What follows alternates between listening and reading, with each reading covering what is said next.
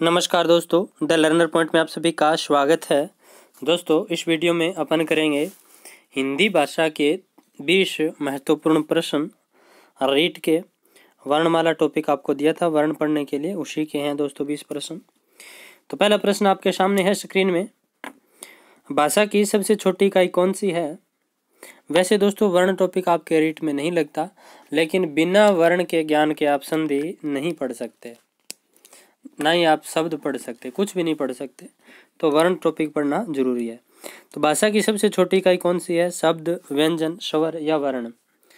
तो भाषा की सबसे छोटी इकाई, जल्दी से उत्तर दीजिए। बिल्कुल सही, भाषा की सबसे छोटी इकाई वर्ण है। कौन सी है? वर्ण। नेक्स्ट है, निम्न में से कौन सा अल्प प्राण वर्ण है? ए आ, क ग, थ द, फ ब। तो बताइए निम्न में से कौन सा अल्प प्राण वर्ण है?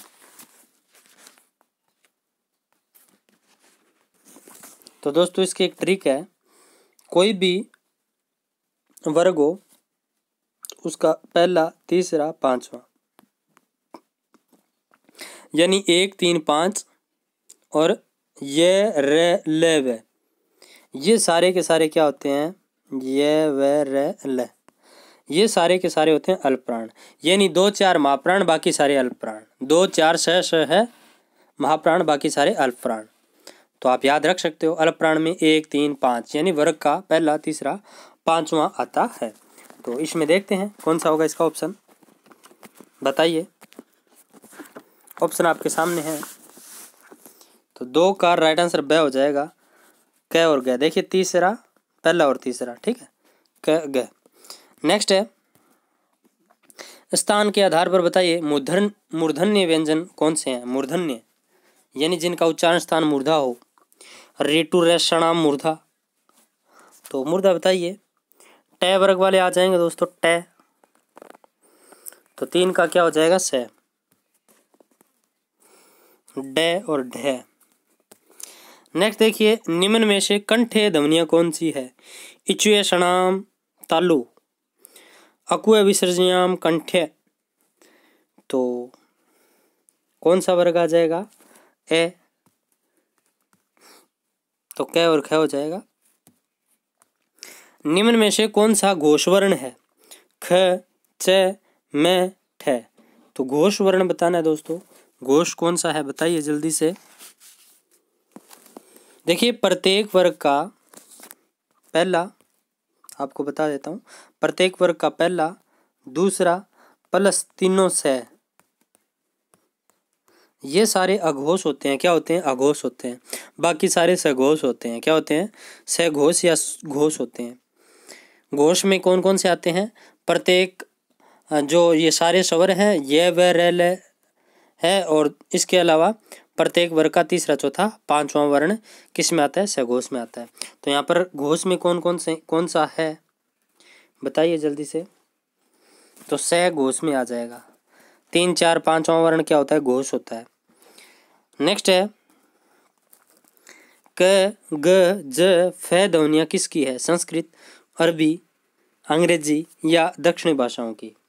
तो इसका राइट आंसर क्या हो जाएगा? अरबी भाषाओं की। किसकी? अरबी भाषाओं की, सॉरी अरबी फारसी, अरबी फारसी भाषा की।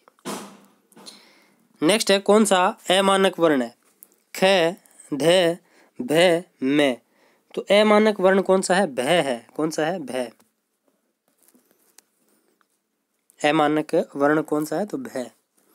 नेक्स्ट देखिए, हिंदी में मूलतः वर्णों की संख्या कितनी होती है? तो 52 होती है। कितनी? 52। नेक्स्ट है, क्ष वर्ण किसके योग से बना है? क्ष वर्ण किसके योग से बना है? क्ष वर्ण किसके योग से बना है? तो क और श के। नेक्स्ट है, इनमें से संयुक्त व्यंजन कौन सा है? द, ग, ड, क। तो संयुक्त व्यंजन कौन सा है? ग। ग।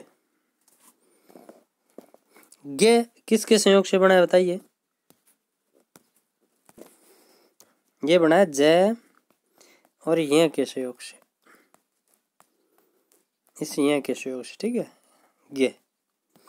नेक्स्ट देखिए, जिन शब्दों के अंत में ए आता है उन्हें क्या कहते हैं? अनुस्वार, अयोगवा, अंतस्थ या अकारांत? तो उन्हें क्या कहते हैं? अकारांत। जैसे संस्कृत में अकारांत, उकारांत, इकारांत, वैसे ही जिसके अंत में ए आता है अकारांत कहलाता है। नेक्स्ट है, निम्न में से कौन सा अयोगवाह है? विसर्ग, महाप्राण, अल्पप्राण, संयुक्त व्यंजन? तो सीधी सी है, विसर्ग है वो अयोगवाह ध्वनियों में आते हैं।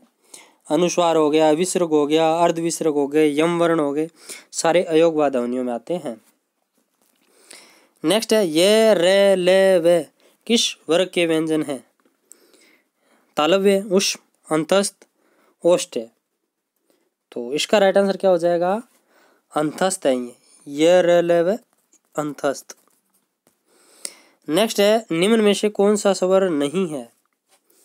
स्वर नहीं है, तो ये नहीं है दोस्तों, सीधा है, बाकी सारे स्वर है। नेक्स्ट है, निम्न में से कौन सा पश्य स्वर है? आ, ई, ढे, जे। तो पश्य स्वर कौन सा है? ए, आ, ये पश्य स्वर है लास्ट में, मतलब अंदर से आवाज निकलती है, आ, मतलब कंठ ऐसे खोल के बोलोगे ना, आ, तो ये पश्य स्वर है। बाकी ई ऊपर से ही आ रहा है, मुंह से बोलते हैं ना, ऊपर से। ढ, ज, मतलब ऊपर से, जैसे यही तालू के अंदर ही पड़ा हो, जैसे मुंह में ही पड़ा हो, तुरंत आ रहा है, आ अंदर से आ रहा है, ठीक है, तो ये पश्य स्वर है। नेक्स्ट है, भाषाई कौशलों का सही क्रम क्या है? तो देखिए, भाषाई कौशलों का सही क्रम क्या है? सुनना, बोलना, पढ़ना, लिखना, ये भाषाई कौशलों का क्या है? सही क्रम है। अब आपको यहाँ पर एक मेन बात ध्यान रखनी है, भाषा कौशलों का सही क्रम यही है, सुनना, बोलना, पढ़ना, लिखना। लेकिन मारिया मोंटेसरी ने क्या बताया था, वो ध्यान में रखना आप। मारिया मोंटेसरी ने बताया था सबसे पहले सुनना, यानी लिसनिंग, ये तो दोस्तों चल नहीं रहा है यहाँ पर, लिसनिंग, फिर भाषणम, स्पीक, LP, LS, फिर राइटिंग। यानी सीधा ही बोल देता हूँ दोस्तों मैं, जो मारिया मोंटेसरी है उसने क्रम बताया था सुनना, भाषण देना यानी बोलना, लिखना, पढ़ना, वो मारिया मोंटेसरी का है। और ये मनोवैज्ञानिक क्रम यही है, लेकिन मारिया मोंटेसरी अपना अलग ही एक मतलब मत रखती हैं कि सबसे पहले सुना जाता है, उसके बाद बोला जाता है, फिर पढ़ा जाता है, फिर लिखा जाता है। ये मारिया मोंटेसरी का क्रम है, सुनना, बोलना, लिखना, पढ़ना, मारिया मोंटेसरी का। लेकिन वैसे बस ये लास्ट उल्ट पुल्ट होते हैं, इतना ही ध्यान रखना। मारिया मोंटेसरी में लिखना पहले आएगा, पढ़ना बाद में आएगा, वैसे पढ़ना पहले आएगा, लिखना बाद में आएगा, ठीक है। नेक्स्ट है, मौन पठन का उद्देश्य क्या है? मौन पठन का क्या उद्देश्य है? स्थायी ढंग से पाठ खत्म करना, गहन अर्थ ग्रहण करना, बिना बोले पढ़ने की कुशलता का विकास करना, शांति के साथ पढ़ना। तो इसका क्या है? गहन अर्थ ग्रहण करना। नेक्स्ट है, निम्नलिखित में से कौन सा पठन का प्रकार नहीं है? तो निम्नलिखित में से कौन सा पठन का प्रकार नहीं है? तो अर्थ पठन नहीं है, बाकी सारे हैं, सहस्वर पठन, मौन पठन, द्रुत पठन। नेक्स्ट है, भाषा के आधारभूत कौशलों में सर्वोपरि कौशल कौन सा है? सुनना और बोलना, पढ़ना और लिखना, बोलना, पढ़ना, लिखना, सुनना, बोलना, पढ़ना व लिखना। तो आधारभूत कौशल है सुनना और बोलना, ठीक है, बाकी इनके बाद के हैं। तो आधारभूत कौशल सुनना और बोलना, ये चीज़ आप ध्यान में रखना। इसके अलावा यहाँ पर दो चीज़ें और आती है कि आंतरिक कौशल या ग्रहण करने वाले कौशल कौन कौन से हैं? तो सुनना और पढ़ना। कौन से? यानी सुनकर भी ग्रहण करते हैं, पढ़कर भी क्या करते हैं? ग्रहण करते हैं। और अभिव्यक्ति के कौशल कितने हैं? दो हैं, भाषण देना और लिखना। अभिव्यक्ति के थोड़ा हैंग हो रहा है दोस्तों फ़ोन, उस वजह से लिखा नहीं जा रहा ऊपर, ठीक है। भाषा के आधारभूत कौशलों में सर्वप्रथम कौशल है जिस पर अन्य कौशलों का विकास निर्भर करता है। तो कौन सा है वो? लिखना, पढ़ना, बोलना या सुनना? तो सुनना है दोस्तों, सुनना। इनके बिना बाकी कौशलों का विकास संभव नहीं है। सुनना सर्वप्रथम या पहला कौशल है जो आधारभूत कौशल है। ठीक है, तो ये थे आज के 20 प्रश्न। आपको कैसे लगे मुझे कमेंट बॉक्स में ज़रूर बताना। इसके साथ साथ आप वीडियो को लाइक करना, ज़्यादा से ज़्यादा शेयर ज़रूर करना।